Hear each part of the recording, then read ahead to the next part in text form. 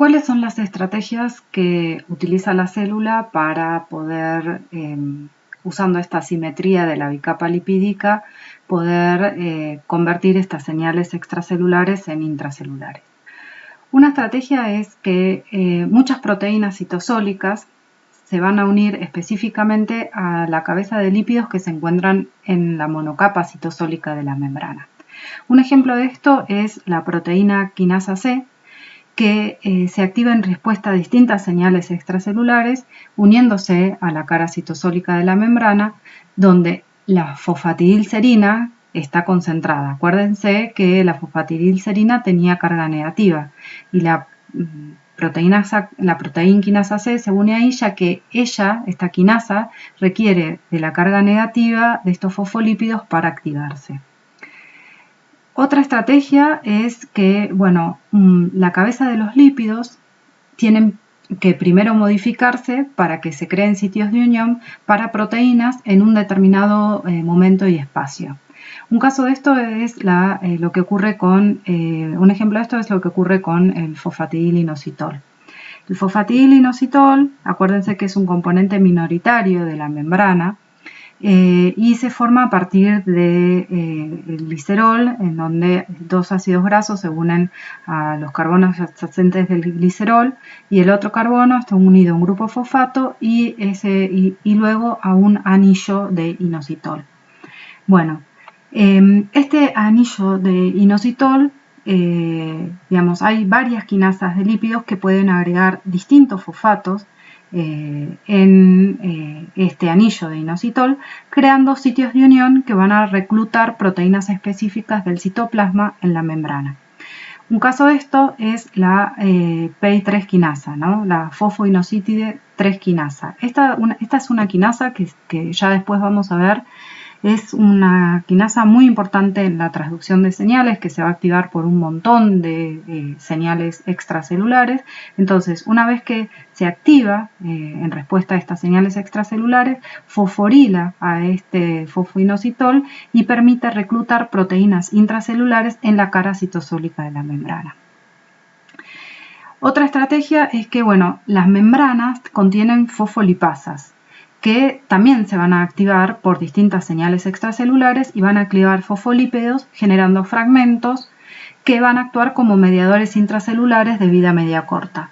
Un ejemplo de esto es lo que ocurre con la fosfolipasa C, que cliva fosfoinositoles, ¿sí?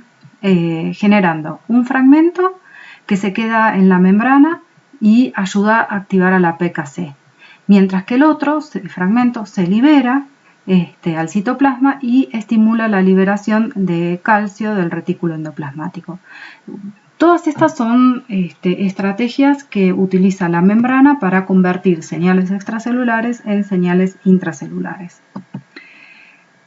Los animales también explotan la asimetría fosfolipídica de la membrana plasmática para distinguir entre células vivas y muertas. Por ejemplo, en células eucariotas animales, la apoptosis o muerte en la apoptosis o muerte celular programada, la fosfatidilcerina, que normalmente se encontraba en la capa citosólica, se va a traslocar a la monocapa extracelular. Y esto va a generar una señal para que esta célula sea fagocitada y eliminada por los macrófagos. Uno, por ejemplo, puede estudiar, cuando una célula entra en apoptosis, justamente por ahí realizando ensayos de inmunofluorescencia contra la fosfatidilcerina, ¿sí? Acá se muestra una foto en donde hay células que no están tratadas y células tratadas con esta urosporina que genera muerte celular programada. Y estas células están teñidas contra un anticuerpo contra fosfatidilcerina, y lo que ven es que todas estas células que entran en apoptosis se pueden ver en azul. Otro componente importante de las membranas son los glicolípidos, ¿no? O sea, son los lípidos que contienen azúcares. Y también hay una gran asimetría en la distribución de estos glicolípidos en la membrana. En general se encuentran tanto en la membrana plasmática o en las membranas intracelulares, pero siempre en la monocapa externa que no da el citoplasma, ¿sí? Siempre en la monocapa hacia el lado extracelular o hacia afuera de la organela que lo tenga. Y los glicolípidos constituyen el 5% del total de los lípidos en la monocapa externa. Y se van a generar a partir de la esfingosina, que se acuerdan que ya la vimos. Digamos, la simetría de su localización se genera porque los azúcares se van a agregar a los lípidos en el lumen del aparato de Golgi, que es topológicamente equivalente a la monocapa externa. Esto lo vamos a ver después cuando veamos transporte de proteínas y cómo y modificaciones que sufren las proteínas en este transporte, pero bueno, sepan que todos estos lípidos se agregan los azúcares a estos lípidos se agregan en el lumen, ¿sí? O sea, adentro del aparato de Golgi, que ese entorno es el mismo que el entorno que está, el entorno extracelular. Bueno, y hay distintos tipos de glicolípidos. En bacterias y en plantas casi todos los glicolípidos van a derivar del glicerol. Sin embargo, en las células y animales dijimos que los glicolípidos derivan de la esfingosina. Sin embargo, hay glicolípidos que son más complejos, que son los gangliósidos, ¿sí? Que van a contener oligosacáridos con uno o más grupos de ácido siálico, ¿sí? Este es un gangliósido donde tienen galactosa y este grupo de ácido siálico. Este ácido siálico le otorga a los glucolípidos una carga neta negativa, ¿sí? Y por ejemplo, estos gangliósidos como el cerebrósido, que ahora vamos a ver, se encuentran en altas concentraciones, por ejemplo, en las membranas plasmáticas de las neuronas, ya que ayudan a generar esta diferencia en carga que tienen las membranas de las neuronas y que son necesarias para que se pueda transmitir un potencial de acción. Entonces, bueno, ¿cuáles son las funciones y la importancia que tienen los glicolípidos en la membrana? Bueno, van a tener distintos tipos de funciones, ¿no? Una es protección, ya, permite, generalmente en células epiteliales, estos glicolípidos, van a permitir van a proteger a la superficie celular ante agresiones mecánicas y químicas, ¿no? Pues se va a formar como una capa de azúcares, un escudo protector de azúcares. Bueno, también va a permitir la atracción y retención de cationes, ¿sí? Del medio extracelular por la carga negativa que tiene este glicocáliz. Sobre todo en las neuronas, como recién les contaba, estos gangliósidos que tienen una carga neta negativa van a retener sobre todo cationes como el calcio, ¿sí? Son importantes también en el reconocimiento y adhesión celular, ya que hay unas proteínas que se llaman lectinas, ¿sí? Que se unen a hidratos de carbono que están unidos a membrana y estas lectinas van a permitir la unión se van a unir tanto a glicolípidos como a glicoproteínas y al unirse reconocen distintos tipos de células. Las lectinas son importantes en la respuesta inmune, por ejemplo. Bueno, los glicolípidos también son importantes en generar membranas que aíslan, se necesita una gran cantidad de membrana aislada para, por ejemplo, el transporte, digamos, eléctrico que ocurre en los axones. También los glicolípidos son importantes en la determinación de los grupos sanguíneos, ¿sí? Ya que el sistema, si uno es A, B o 0, se basa en la existencia de tetrasacáridos que están presentes en las proteínas o lípidos de membrana de los eritrocitos. Entonces, estos tetrasacáridos se diferencian en el glúcido terminal y esto se debe a la presencia o ausencia de dos transferasas específicas. Hay una transferasa de tipo A que añade de manera específica un N-acetilglicosamina y la transferasa de tipo B añade de manera específica una galactosamina. Entonces, el fenotipo de grupo sanguíneo tipo A va a tener N-acetilglucosamida en el oligosacárido antigénico. O sea, esto tiene que ver cómo se determinan los grupos sanguíneos, ¿no? Entonces, el tipo A va a tener ese tipo de tetrasacárido, la N-acetilglucosamida, como oligosacárido antigénico. El fenotipo del grupo B presentan la lactosamina en el oligosacárido antigénico. Y el fenotipo AB tiene ambos antígenos, mientras que el fenotipo 0 no presenta ninguno. O sea, después vamos a ver bien, pero los anticuerpos en realidad lo que van a reconocer son antígenos, ¿sí? Antígenos son pequeñas sustancias que son reconocidas por la parte, digamos, variable de un anticuerpo. Entonces, para determinar los grupos sanguíneos se usan anticuerpos que van a diferenciar en esto, ¿no? Tetrasacáridos que tienen o un tipo de, digamos, de glúcido terminal o el otro, ¿sí?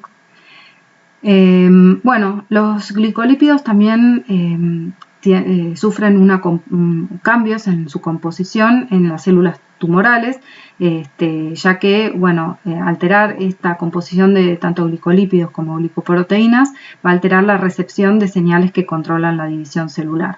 Y también lo hacen porque también alteran el reconocimiento por estas lectinas, que después van a ser importantes para la respuesta inmune.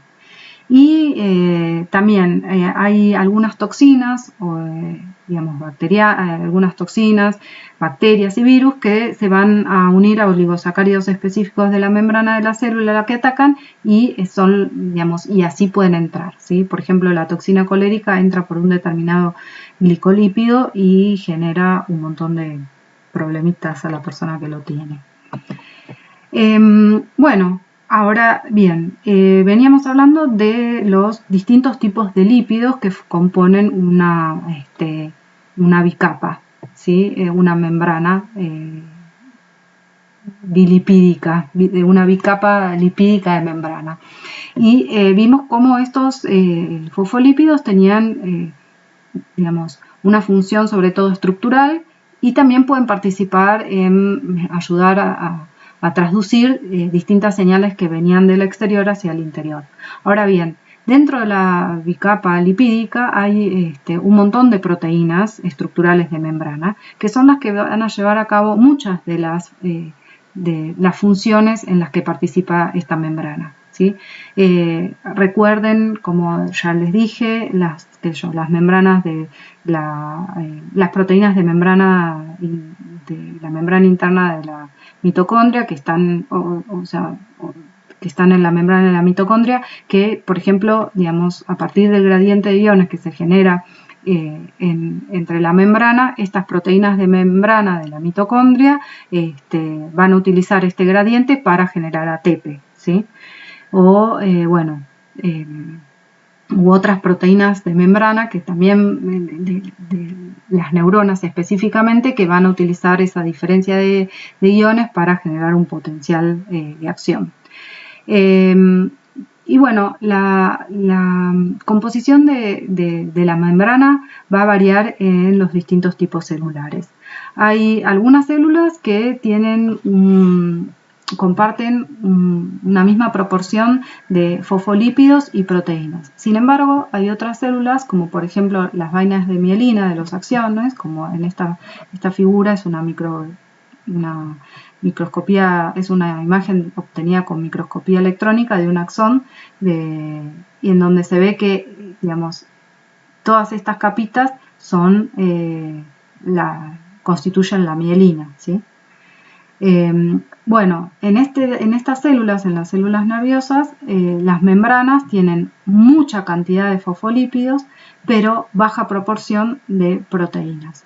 Y hay otro tipo de células, como les decía, o otro tipo de membranas, como la membrana interna de la mitocondria, en donde tiene una baja proporción de fosfolípidos y una alta concentración de proteínas, ya que son muy importantes en todo lo que es la generación de ATP. Bueno, en esta imagen se ejemplifican las distintas formas en que las proteínas se pueden asociar a la membrana. Las proteínas de membrana también tienen una naturaleza anfifílica, o sea, pueden tener una región hidrofóbica y una región hidrofílica. Algunas proteínas, digamos, pueden extenderse a través de la bicapa lipídica, ¿sí? Con un solo paso de membrana, o 3 o 4, y a este tipo de proteínas se las llama proteína transmembrana. Y en general, dentro de estas proteínas transmembranas se encuentran, por ejemplo, las proteínas, los receptores, ¿sí? que también hablamos, ¿sí? Los receptores, que son proteínas integrales de membrana, son proteínas transmembranas. Hay otras proteínas que también son proteínas de membrana, por ejemplo, de la membrana citosólica, que se unen a la membrana a través de alfa hélices que tienen en su secuencia estas proteínas, alfa hélices que permiten una unión hidrofóbica. O sea, estas alfa hélices están formadas por aminoácidos no polares, con lo cual pueden insertarse en la membrana desde el lado citosólico. Hay otras proteínas, ¿sí? Que, por ejemplo, se maduran en el citosol y se acoplan a la membrana a través de una unión covalente con algún lípido de la membrana.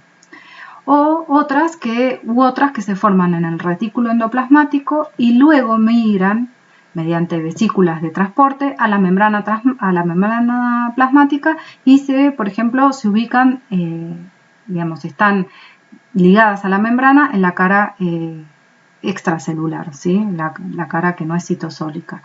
Y muchas de estas proteínas están ancladas a la membrana a través de anclas de glucosilfosfatidilinositol, ¿sí?